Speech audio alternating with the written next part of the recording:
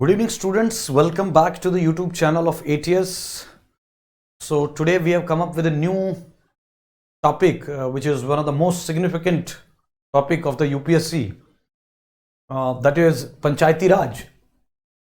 The word Panchayati Raj signifies, in terms of or in relevance of India, it signifies the local self-government. What? Local self-government.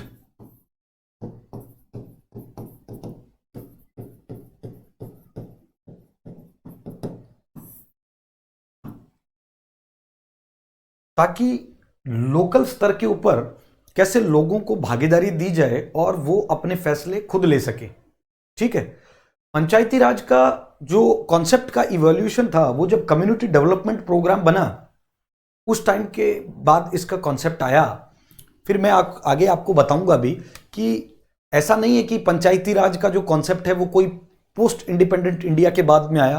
Panchayat जो है हमारे India के अंदर जो है ancient, medieval और मॉडर्न टाइम्स में देखी गई हैं। एंशियंट इंडिया के टाइम से हमारे यहाँ पंचायती राज सिस्टम है, बट उसको जो कॉन्स्टिट्यूशनल स्ट्रक्चर मिला वो मिला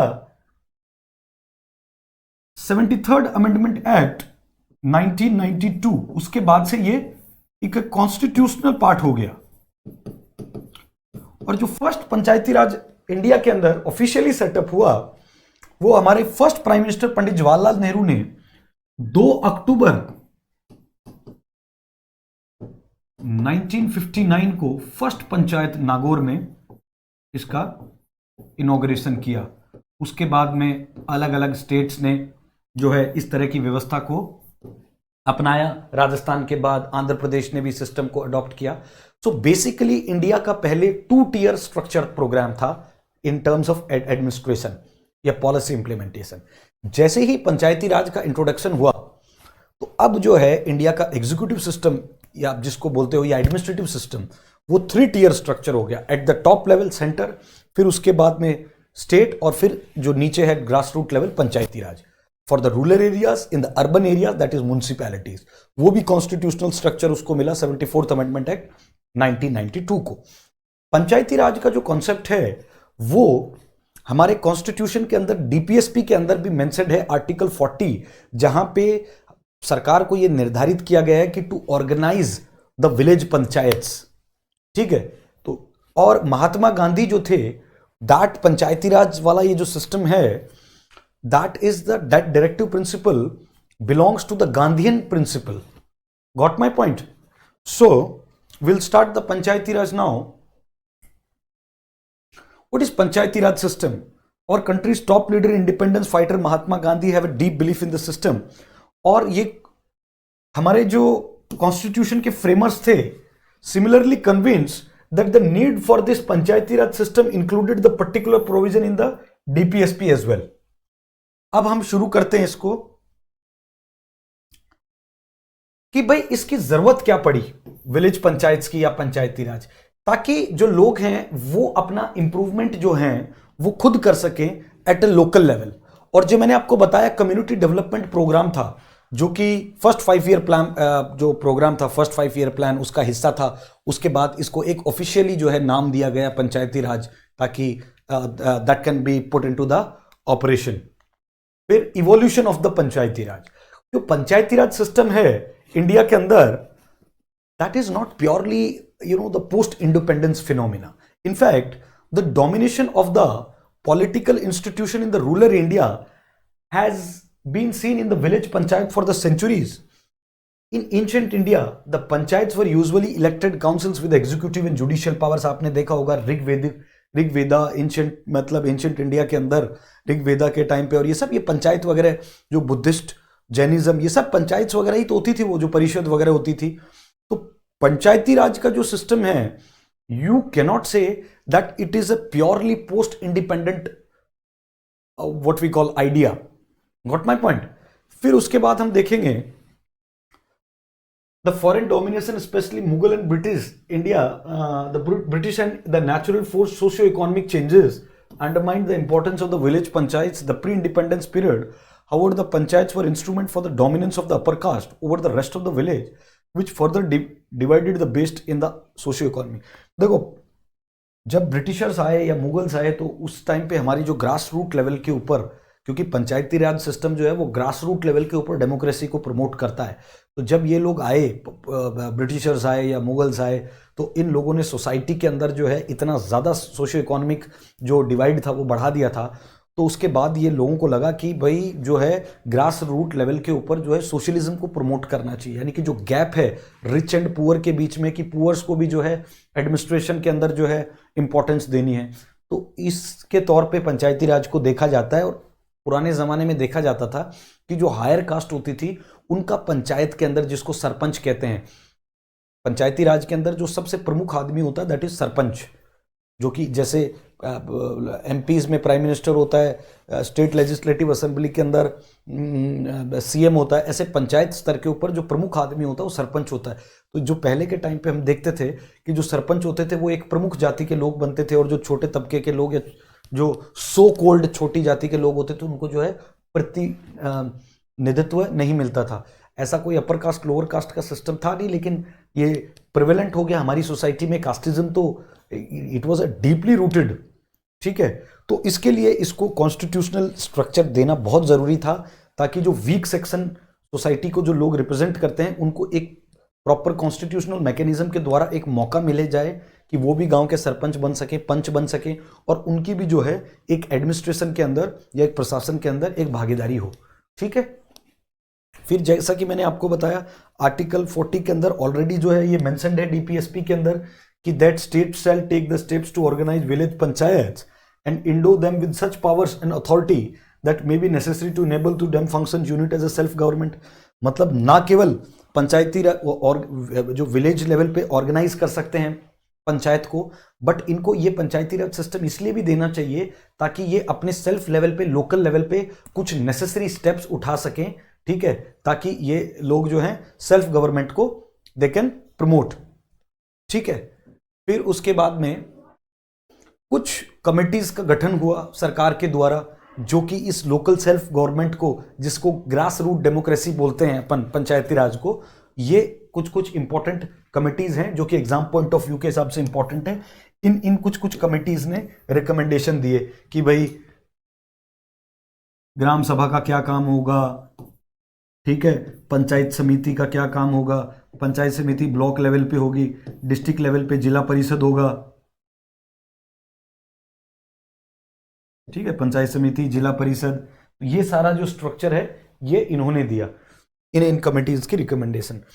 पहली कमेटी थी बलवंत राय मेहता, फिर उसके बाद अशोक मेहता की कमेटी आई, फिर उसके बाद GKV राव कमेटी आई, फिर LM सिंघवी कमेटी आई। अब अपन एक एक करके देखेंगे कि इन कमिटीज के जो इंपॉर्टेंट रिकमेंडेशंस थे एग्जाम पॉइंट ऑफ व्यू से, उनको हम एक एक करके थोड़ा सा टच करेंगे, ठीक है। तो बलवंत राय कमेटी, जिसका अपॉइंटेड हुआ 1957 में, to examine and suggest the measures for the better working of the community development programme, जिसको CDP कहा गया, national extension service.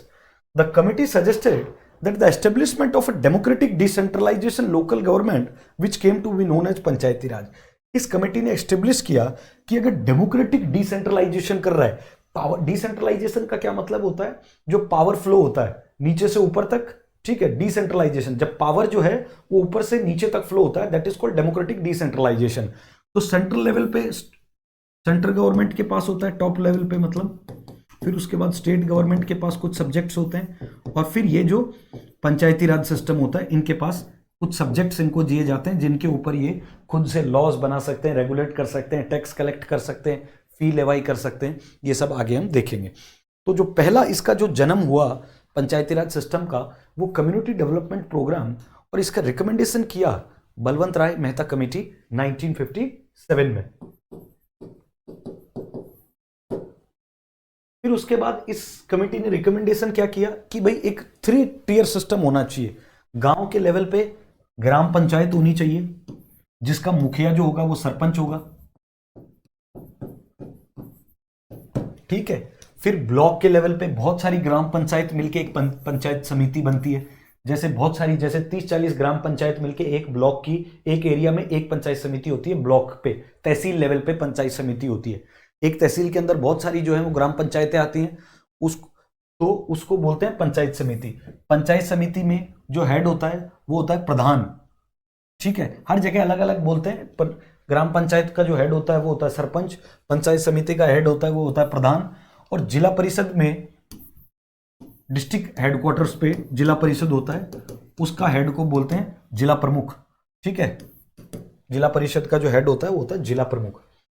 Directly elected representatives to constitute the gram panchayat and indirectly elected representatives to constitute the panchayat samiti and zila parishad planning and development are the prime objectives of the Panchayati Raj system. भाई ग्राम पंचायत पे तो सरपंच को तो directly जनता चुनती है, जिला परिषद पे जो मेंबर्स होते हैं वो directly elected by, they are not directly, जो जिला प्रमुख होता है that is not directly elected by the people.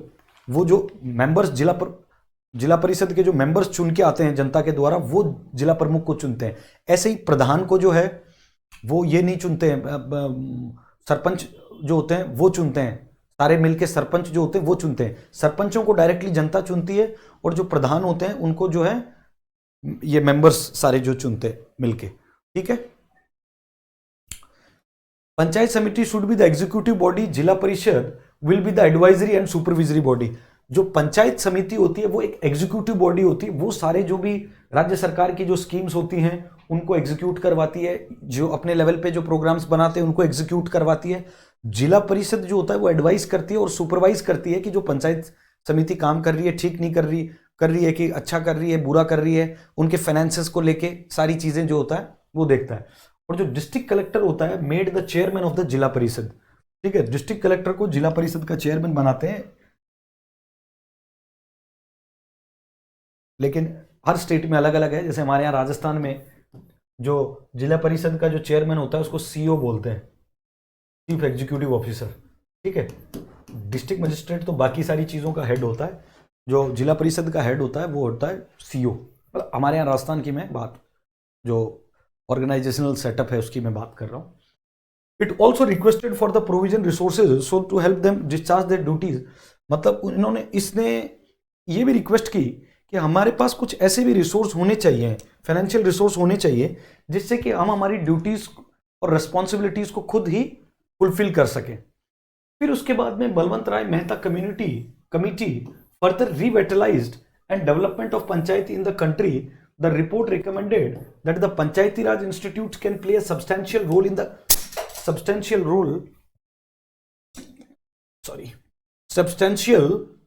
Role in the community development programme throughout the country. Objective जो था पंचायत का thus was to the democratic decentralization through the effective participation of locals with the help of well planned programs। जो और main agenda था या जो main objective था इस पंचायती राज सिस्टम को चालू करने का, वो ये था कि डेमोक्रेटिक डिसेंट्रलाइज को जो है वो हम प्रमोट करें, ताकि जो लोकल लोगों के जो पार्टिसिपेशन है वो अपने आप का एक ऐसा प्रोग्राम सेट करें, उनका खुद का एक वेल प्लान्ड प्रोग्राम्स हो, जिससे कि वो अपनी पॉलिसीज खुद फॉर्मुलेट करें और खुद जो है उसको चलाएं सिस्टम को। तो उसी से ओरिजिनल जो है वो डिसेंट्रलाइजेशन होगा, ये इन्होंने रिकमेंड किया। फिर उसके बाद even the prime minister of India Pandit Jawaharlal Nehru defended the Panchayati Raj system saying the authority and the power must be given to the people live in the villages, let us give power to the panchayat. ठीक है, नेहरू साहब ने ये कहा कि जो authority होती है और पावर की, वो जो गांव में लोग रहते हैं उनको देनी चाहिए, इसीलिए हमें पावर देना चाहिए पंचायती राज सिस्टम को। ठीक है, इसके बाद 1977 आता है और एक कमेटी बनती है अशोक मेहता कमेटी पंचायती राज की। वो कमेटी सजेस्ट करती है to revive strength the declining panchayati Raj system in India. जो 1957 में ये बनी बलवंत राय मेहता कमेटी, फिर उसके बाद ये बनी अशोक मेहता कमेटी। तो इन्होंने पाया कि 1977 आते आते ये जो पंचायती राज सिस्टम डिक्लाइन हो रहा है, इसको रिवाइटलाइज करने के लिए हमें जो है इस तरह का एक सिस्टम बनाना चाहिए, राइट। फिर उसके बाद हम देखते हैं the 3 tier system should be replaced with the 2 tier system. जिला परिषद, पहले उन्होंने बलवंत राय जी ने कहा कि साहब तीन लेवल पे होना चाहिए, इन्होंने कहा कि सिर्फ 2 लेवल पे होना चाहिए, जिला परिषद डिस्ट्रिक्ट लेवल पे और मंडल पंचायत होनी चाहिए, ग्रुप ऑफ जो वहां पे पंचायत समिति थी, इसको मंडल पंचायत कहते हैं। District level is the first level of supervision after the state level. Zila parishad should be the executive body, same as it is उन्होंने कहा। और जो इंस्टीट्यूशंस हैं, zila parishad and the mandal panchayat to have compulsory taxation power to mobilise their own. इन्होंने अच्छी बात ये कही कि जो ये पंचायत समिति है या मंडल पंचायत हैं, इनको खुद को कंपल्सरी टैक्सेशन का पावर देना चाहिए कि गांव लेवल पे टैक्स को ये कलेक्ट कर सकें, ताकि इनके खुद के पास ऐसे फाइनेंशियल रिसोर्स हो सकें ताकि ये अपने प्रोग्राम को सक्सेसफुली इंप्लीमेंट कर सके। ठीक है, कि सक्सेसफुली ये अपनी पंचायत सिस्टम को जो है वो चला सके। ठीक है, फिर उसके बाद हम देखते हैं GKV Rao committee panchayat raj. The committee was appointed by the Planning Commission in the 1985. It recognized that the development was not seen at the grassroots level due to the bureaucratization result of पंचायती राज। इन्होंने ये कहा कि हमें ये जो ग्रास रूट लेवल पे ये जो पंचायती राज सिस्टम लागू किया है, 1985 में इन्होंने कमेटी बनाई और उसमें ये पाया कि बहुत ज़्यादा ये जो पंचायती राज सिस्टम है इसका ब्यूरोक्रेटाइजेशन हो गया है। जो रियल ग्रास रूट डेमोक्रेसी की जो बात कर रहे थे, वो जब तक लोगों के हाथ में, सरपंच के हाथ में पावर नहीं आएगी, पंच के हाथ में पावर नहीं आएगी, जिला परिषद में जिला प्रमुख के हाथ में पावर नहीं आएगी, प्रधान के हाथ में पावर नहीं आएगी, सिर्फ ब्यूरोक्रेटिक ही लोग जो है, ब्यूरोक्रेट, चाहे डीएम हो, चाहे बीडीओ हो, चाहे ग्राम सेवक हो, ये लोग अगर जो हैं सिस्टम का हिस्सा रहेंगे और सारी पावर इन्हीं के हाथ में रहेगी, तो रियल जो ग्रास रूट डेमोक्रेसी है उसका कोई मतलब नहीं रह जाएगा। ठीक है, zila parishad to be the most important body in the scheme of democratic decentralisation. इन्होंने भी यही बात कही कि जो प्रिंसिपल बॉडी है उसको जिला परिषद बोलना चाहिए, माना जाना चाहिए, जो एग्जीक्यूटिव बॉडी होगी। और district at the lower level of panchayati Raj system to be assigned with specific planning implementation. Same वही बात इन्होंने भी कही। फिर इन्होंने post of district development commissioner to be create. इन्होंने कहा कि एक डिस्ट्रिक्ट डेवलपमेंट कमिश्नर, ठीक है, जिला विकास जो आयुक्त होता है, जिला विकास आयुक्त, उसकी पोस्ट इनको जो करनी चाहिए। फिर he will be the chief executive of the जिला परिषद। वो चीफ एग्जीक्यूटिव होगा किसका? जिला परिषद का। Elections to the level of panchayati Raj system be held regular. जो सरपंच के इलेक्शन होते हैं या प्रधान के इलेक्शन होते हैं वो हर 5 साल में कंटिन्यूअस होने चाहिए, ये इन्होंने आगे बात कही। फिर एक 1986 में अगले ही साल दोबारा एक कमेटी बनती है, एलम सिंघवी कमेटी। उन्होंने ये कहा कि the main objective to recommend steps to revitalise the Panchayati Raj system for the democracy and development. इनके ये फॉलोइंग जो रिकमेंडेशंस थे। The committee recommended that the Panchayati Raj system should be constitutionally recognised. L M Singhvi first committee ये थी जिन्होंने ये कहा कि जो ये पंचायती राज सिस्टम है, 1986 में ये मुहिम छिड़ी कि ये जो पंचायती राज सिस्टम है इसको जो है हमें कॉन्स्टिट्यूशनल पावर देनी चाहिए। जब तक आप इसको कॉन्स्टिट्यूशनल पावर नहीं दोगे तब तक इसका कोई मतलब नहीं रह जाएगा। सो it was the first committee who recommended to give the constitutional provision to this Panchayati Raj system, and the committee recommended the reorganization villages to make the gram panchayat more viable. इन्होंने कहा कि ये जो ग्राम पंचायत हैं इनको more viable, इनको more powerful बनाना चाहिए, because the real India lives in the villages. ठीक है, it recommended that the village panchayat should have more finance for their activities. Judicial tribunals to set up to each state to educate the matters related to the elections and to the Panchayati Raj institution other, मतलब judicial जो tribunals हैं वो बनानी चाहिए district level पे, ठीक है, state level पे, ताकि जो प्रॉब्लम्स हैं इन लोगों की पंचायती राज सिस्टम की उसको जो है हम फास्टली रिजॉल्व कर सकें ताकि वो अपनी फंक्शनिंग को जो है वो अच्छे से कर सकें। फिर उसके बाद में हमने जब एलम सिंघवी की कमेटी बन गई, इसको कॉन्स्टिट्यूशनल स्ट्रक्चर देने की बात कही गई, तो उसके बाद सरकार ने 73rd कॉन्स्टिट्यूशनल अमेंडमेंट 1992 को इसको जो है कॉन्स्टिट्यूशनल अमली जामा पहना दिया, स्ट्रक्चर दे दिया।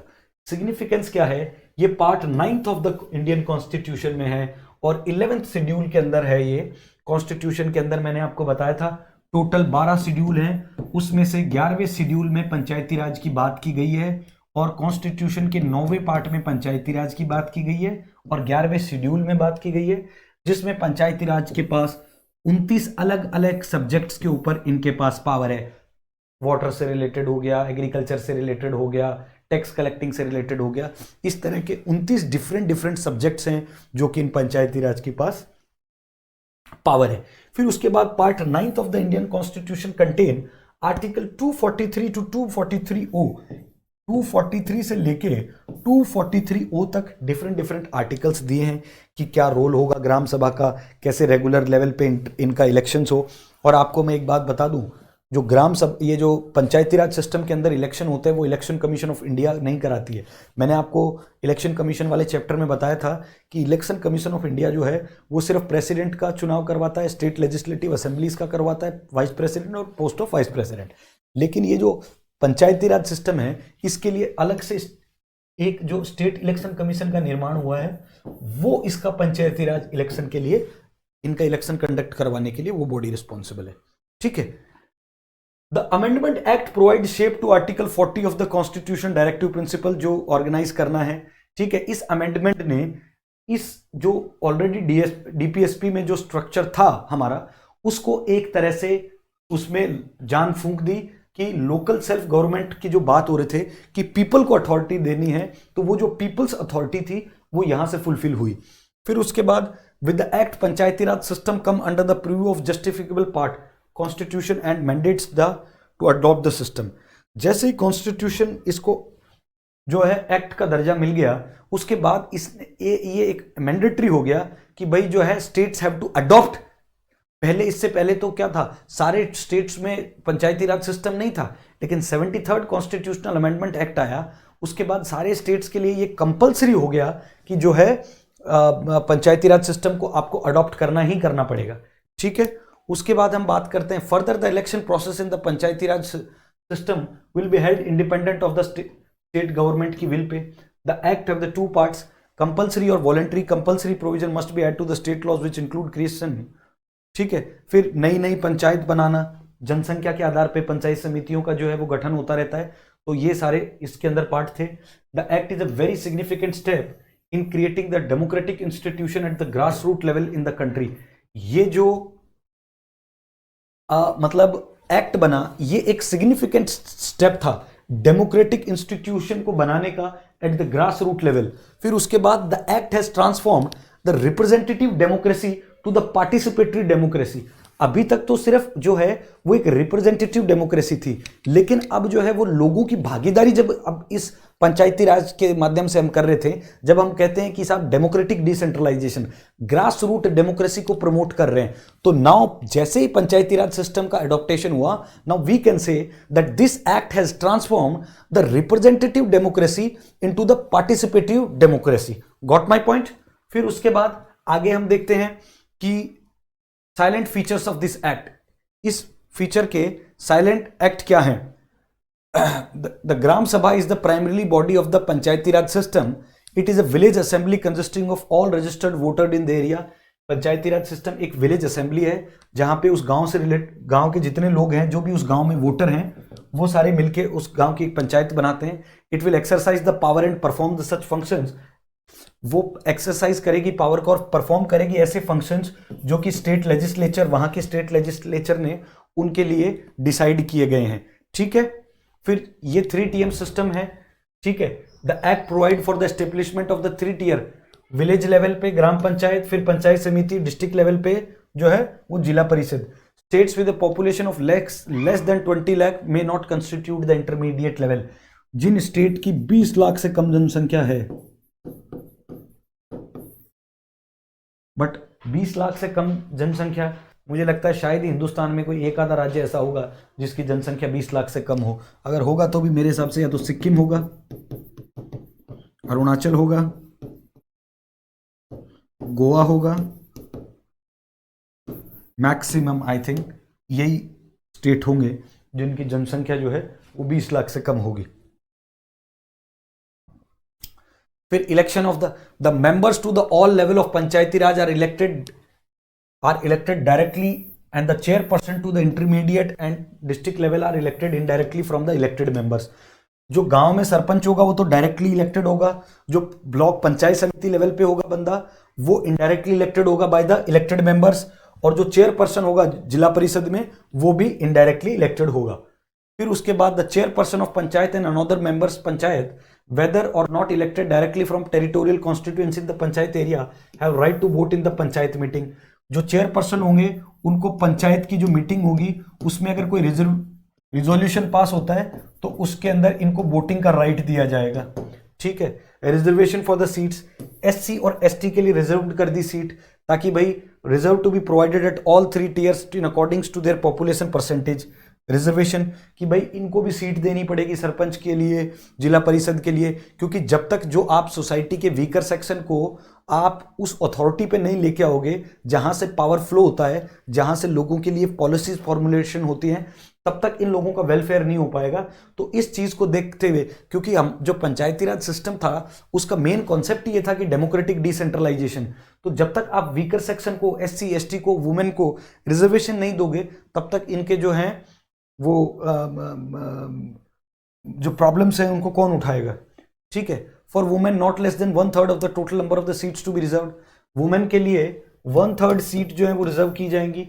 Further not less than 1/3 of the total member of the chairperson at all level, सारे लेवल पे, चाहे जिला परिषद लेवल हो, ठीक है, चाहे पंचायत समिति ब्लॉक लेवल पे हो, और या चाहे ग्राम पंचायत लोग पे हो जहां पे सरपंच होता है, हर जगह 1/3 सीट जो होंगी वो रिजर्व्ड होंगी, ठीक है। और एससी एसटी के लिए जो सीट रिजर्व्ड होगी वो अलग है, ठीक है। The state legislature are also given to provision to decide on the reservation of the seats in any level. ये जो बैकवर्ड क्लास को भी अगर देना है रिजर्वेशन तो वो स्टेट लेजिस्लेटिव असेंबली के पास पावर है। कौन सी क्लास को, एससी एसटी को कितना रिजर्वेशन देता है, वुमेन्स को कितना रिजर्वेशन देना है, वो सारा जो पावर्स है that will be decided by the assemblies. Duration of the panchayat, the act provides a 5-year of term office to the all levels of panchayat. However, the panchayat can be dissolved before the completion of its term, but the fresh elections to be constituted new panchayat shall be completed before the expiry of its 5-year duration. In case of dissolution before the expiration of period, the 6 months from the date of its dissolution. मतलब अगर इन case कोई panchayat dissolve हो जाती है तो उसको 6 महीने के अंदर अंदर उसके बाद वहां पे इलेक्शन करवाने जो है वो कंपलसरी है, ठीक है। जैसे ही वो रिमेनिंग टाइम के लिए जो है वो सरपंच रहेगा, मान लीजिए कोई 4 साल के अंदर, मान लीजिए 3.5 साल के अंदर कोई असेंबली डिसॉल्व हो गई तो 1.5 साल के लिए नया सरपंच आएगा। बट ऐसा नहीं है कि वो जो सरपंच 3.5 साल में बना है तो वो 5 साल कंटिन्यू करेगा। एक असेंबली की जो होती है वो 5 साल होती है। फिर disqualification, a person shall be disqualified being chosen for being a member of panchayat if he is also disqualified under any law for the time being in force for the purpose of elections to the legislature. अगर कोई state legislative assembly कोई जो है इस तरह का law बना देती है कि जिसके अकॉर्डिंग वो डिस्क्वालीफाई है तो वो डिस्क्वालीफाई माने जाएगा। तो ये जो लॉज हैं वो स्टेट लेजिस्लेटिव असेंबली के हाथ में है, ठीक है। However, no person shall be disqualified on the ground that he is not less than 25. जैसे एमपी के चुनाव में 25 साल से नीचे का आदमी जो है वो एमपी और एमएलए के चुनाव में खड़ा नहीं हो सकता। He cannot stand in the election of MLA and MP if he is not completed the. But this case is not valid when it comes to Panchayati Raj. The minimum age prescribed for the Panchayati Raj is the 21. So you cannot disqualify somebody on the basis that he is not of the age 21. Further, all questions related to disqualification shall be referred to the authority determined by the state legislature. जो भी state legislature वहां की state assembly होगी वो जिस authority को determine करती है कि इनके डिस्क्वालिफिकेशन का फैसला जो लेगा वही अथॉरिटी इनको डिस्क्वालीफाई करेगी, ठीक है। फिर स्टेट इलेक्शन कमीशन जो है मैंने आपको बताया, जैसे इलेक्शन कमीशन ऑफ इंडिया होता है वैसे ही जो स्टेट इलेक्शन कमीशन होता है वो रेस्पॉन्सिबल होता है control preparation of the electoral rolls, कितने वोटर हैं किस गांव के अंदर, ठीक है, इनको कंडक्ट इलेक्शन करवाना। फिर जब सरपंच का इलेक्शन होता है तो उनको सिंबल अलॉट करना, ठीक है, क्योंकि इनमें सिंबल तो हर साल चेंज हो जाते हैं, कोई फिक्स कोई नेशनल पार्टीज का तो इलेक्शन है नहीं, तो सिंबल्स अलॉट करना, जो इलेक्टोरल रोल्स है उसका चार्ट प्रिपेयर करना, स्मूथ कंडक्ट करवाना इलेक्शंस का, तो ये सारा स्टेट इलेक्शन का काम है।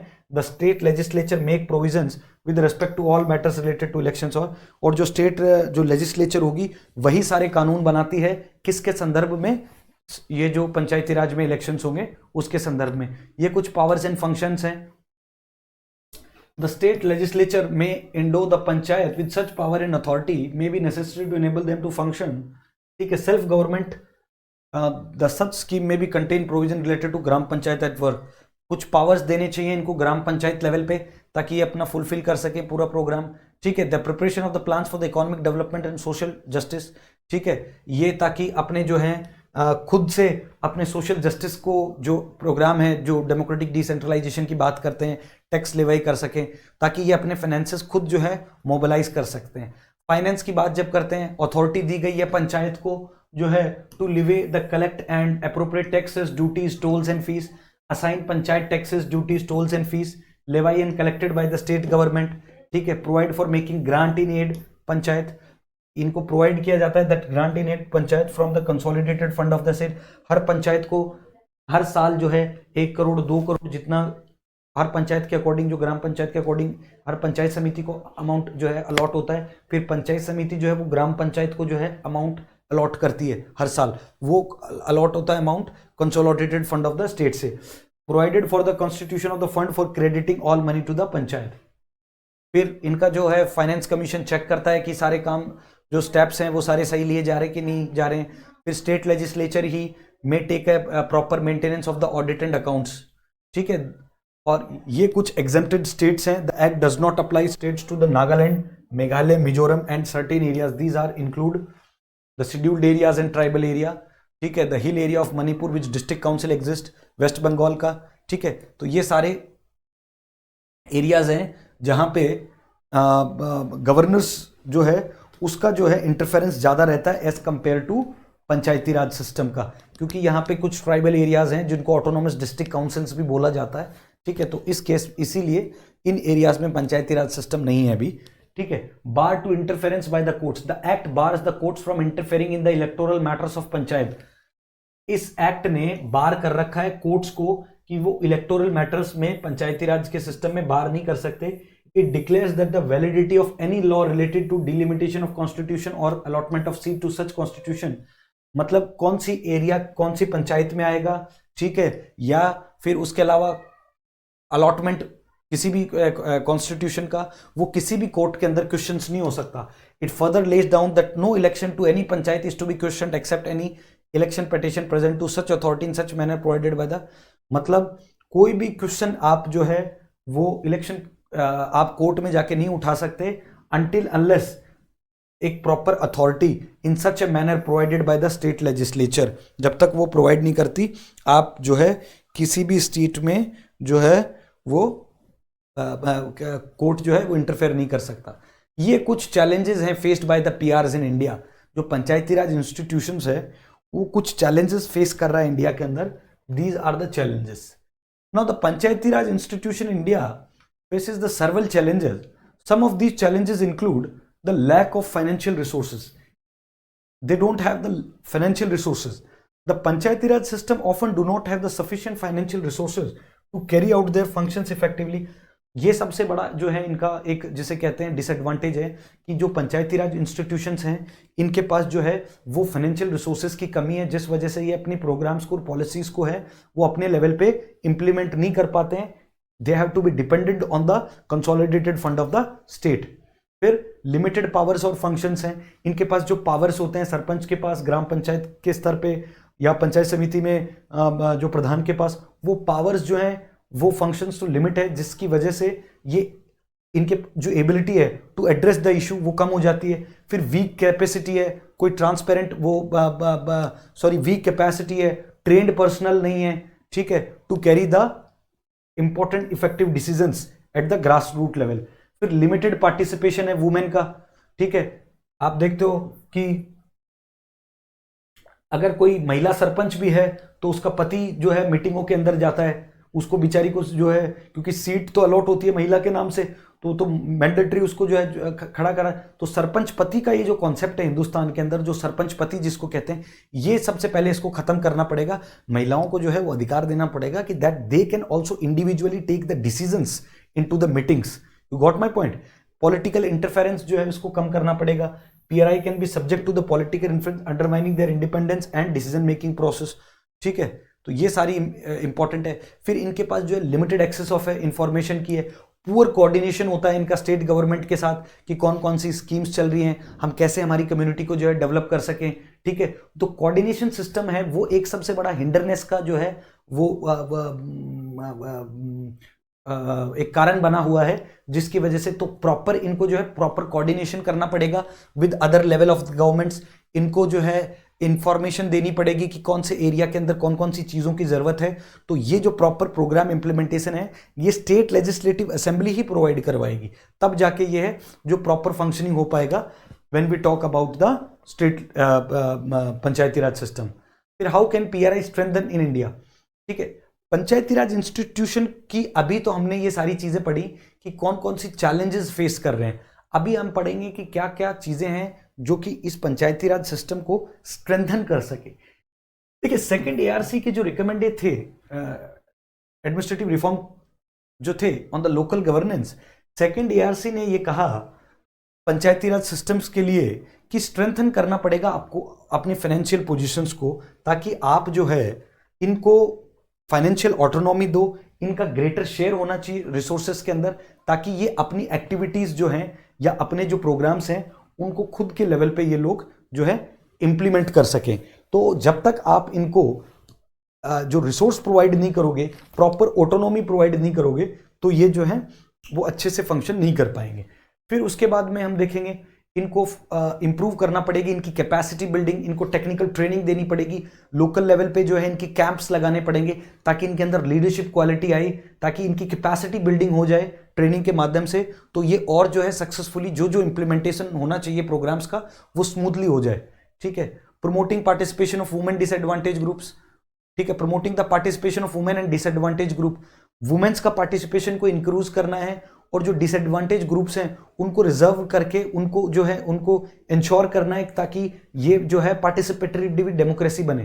फिर इंश्योर करना है independence of the Panchayati Raj institution, कि ये भी जैसे और इंडिपेंडेंट अथॉरिटीज है इंडिया के अंदर, इलेक्शन कमीशन, यूपीएससी, ये भी एक अपनी इंडिपेंडेंट बॉडी बने ताकि ये अपने जो फंक्शंस हैं उनको खुद से कर पाएं। ठीक है, so this was all about the 73rd amendment act. Now will talk about the PESA act 1996। ठीक है, देखिए पीसा एक्ट क्या होता है, that there is a panchayati raj extension to the scheduled areas. ठीक है, this is the provision of the part 9th are not applicable to the 5th schedule area. जो भी 5th, जैसे गवर्नमेंट में आपको मैंने बताया कॉन्स्टिट्यूशन में 5th और 6th शेड्यूल एरियाज हैं। ठीक है, तो 5th और 6th जो शेड्यूल एरियाज हैं, ये जो 9th पार्ट है पंचायती राज वाला, ये एप्लीकेबल नहीं होता है that areas which are reserve for the scheduled caste and schedule areas, उनके एडमिनिस्ट्रेशन के लिए। तो वो पंचायती राज सिस्टम जो है वो इन पे एप्लीकेबल नहीं होगा। So the parliament can extend this part to such an areas with the modification exceptions to specify. Under these provision, parliament enacted the provision of the Panchayat Extension PISA Act, जो parliament ने एक popularly act बनाया पीसा act के नाम से, जो कि 1996 के अंदर लागू हुआ। ठीक है, जो कि 9th शेड्यूल के अंदर 9th जो पार्ट है हमारा कॉन्स्टिट्यूशन का पंचायती राज को डील करता है, वो ये जो 5th शेड्यूल में जो जो एरियाज आते हैं वो वहां पे एप्लीकेबल नहीं होगा, ये कहना चाह रहा है। ऑब्जेक्टिव क्या है पीसा एक्ट के? To extend the provision of the part 9 to this schedule areas, इनको एक्सटेंड करना, प्रोवाइड करवाना self rule for the tribal population, जो ट्राइबल पॉपुलेशन है उसको सेल्फ रूल प्रोवाइड करवाना। जो जिस ग्रास रूट डेमोक्रेसी की अपन बात कर रहे थे वो यही तो है ग्रास रूट डेमोक्रेसी, कि इन लोगों को भी जो है वो खुद से रिसोर्स मोबिलाइज करने देना चाहिए, खुद से ये अपने डिसीजंस ले पाएं। ठीक है, खुद से अपनी लीडरशिप क्रिएट कर पाएं, खुद से जो है अपने डिसीजंस ले पाएं।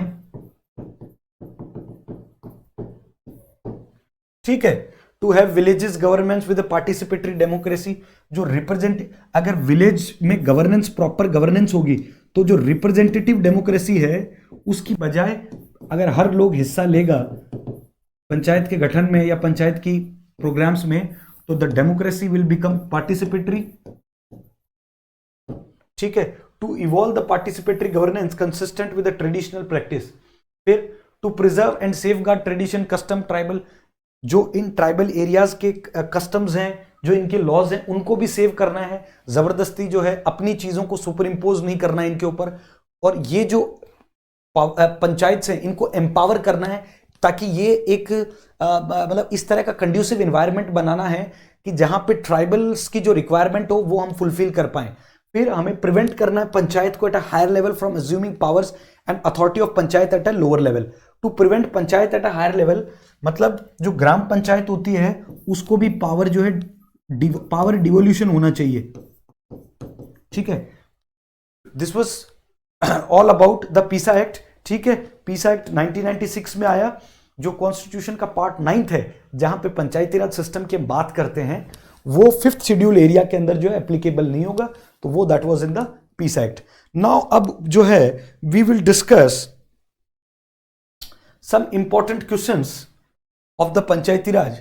विच of the following is correct about the gram Panchayat in India? The gram Panchayat can receive donation from the community. ठीक है, they can receive donation. Second है Gram Panchayat have the power to collect local taxes. मैंने आपको बताया था ग्राम पंचायत के पास पावर होता है, सेकेंड भी सही है। Different states can have their own laws with regard to panchayat, बिल्कुल सही है। डिफरेंट स्टेट्स अपने अपने स्टेट लेजिस्लेचर्स जो होती हैं वो इंडिपेंडेंट होती हैं अपने अकॉर्डिंग लॉज को बनाने के लिए और पॉलिसी को फॉर्मुलेट करने के लिए और इंप्लीमेंट करने के लिए। Secretary of the gram panchayat is elected. Secretary तो गवर्नमेंट का आदमी होता है जिसको ग्राम सेवक बोलते हैं, ठीक है, या ग्राम सचिव बोलते हैं। सो फोर्थ तो करेक्ट रॉन्ग हो गया, तो the answer would be A B C would be the correct answer. फिर उसके बाद में नेक्स्ट क्वेश्चन देखते हैं, बलवंत राय मेहता कमेटी, ये किस चीज से रिलेटेड है? फंडामेंटल राइट से? नहीं। Fundamental duties? नहीं। Policy of the directive? नहीं। ये किस से रिलेटेड है? पंचायती राज। कब बनी? 1957 के में। ठीक है, सबसे पहली कमेटी यही बनी थी। फिर उसके बाद as per the present provision the reservation seats for the SCs and ST in the parliament shall cease to have effect on the expiration of, जो as per the present provision जो reservation है seat SC और ST की parliament shall cease to have effect on the 75 year from the commencement of the constitution, 70 years of the commencement of the constitution, reservation will never cease, reservation will be renewed। तो ये question आप बताइए इसका क्या answer होगा कि as per the present provision जो है रिजर्वेशन का सीट्स का SC ST के लिए shall cease to have effect on the expiration of the 70 years of the commencement of the constitution। तो correct answer would be B. फिर fourth question है, पंचायती राज institution came into the existence under the 42nd या 43rd? Wrong. 86th? Wrong. 63rd 64th? Wrong. So the correct answer would be 73rd amendment act 1992, 74th amendment act 1992। ठीक है, इसके तहत वैसे कायदे से तो 73rd ये ऑप्शन गलत दे रखा है, कायदे तो 73rd ही होना चाहिए क्योंकि 74 से पंचायती राज नहीं आया था। ये म्यूनसिपैलिटी वाला जो है, जो शहरों के लिए जो गवर्नेंस की बात करते हैं, जहाँ म्यूनसिपैलिटी होती है और ये जो नगर पालिका वगैरह जो होती है, ठीक है, इसकी बातें की गई है। ठीक है, फिर उसके बाद में हम देखेंगे to whom the grant in aid for Panchayati Raj institution received from the Finance Commission to be released. To whom the grant in aid for Panchayati Raj institution received from the Finance Commission has to be released. किसके पास जाएगी? वो जाएगी ग्राम पंचायत के पास, collector के पास नहीं जाएगी। जिला परिषद जो ग्रांट इन एड होती है डायरेक्ट जाती है ग्राम पंचायत के पास। ठीक है, तो guys this was all about the today's topic Panchayati Raj. ठीक है, मिलते हैं नेक्स्ट टॉपिक के साथ। Till then keep watching ATS। ठीक है, and keep revising. In case कोई डाउट हो तो आप कमेंट सेक्शन में कमेंट करके बताइएगा। Thank you.